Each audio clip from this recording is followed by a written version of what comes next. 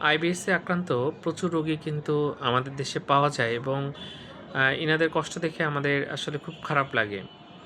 ইনারা দেখা যায় অনেকেই ডাক্তারদের প্রতি আস্থা পান না এবং একের পর এক ডাক্তার বদল করতে থাকেন।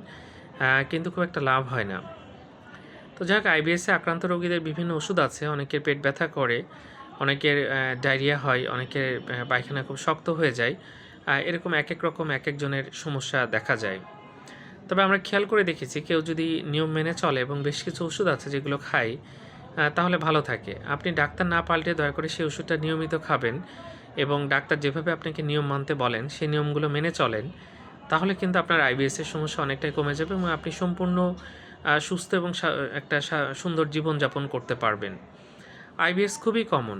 প্রায় পেট ব্যথা হয়। অনেকের দেখা যাচ্ছে কয়েকদিন ভালো থাকেন। আবার হঠাৎ করে পাতলা পায়খানা হয়, যায় পায়খানার সাথে দীর্ঘমেয়াদী আমাশা হয়। এরকম বিভিন্ন লক্ষণ দেখা যায়। যাক, স্ট্রেস বা টেনশন ফ্রি থাকার চেষ্টা করতে হবে এবং কিছু খাবার এভয়েড করতে হবে। আর ডাক্তারই যে ওষুধই দেয় সেটা নিয়মিত খাবেন। তাহলে আপনি অনেকটাই ভালো থাকবেন। ধন্যবাদ সবাইকে।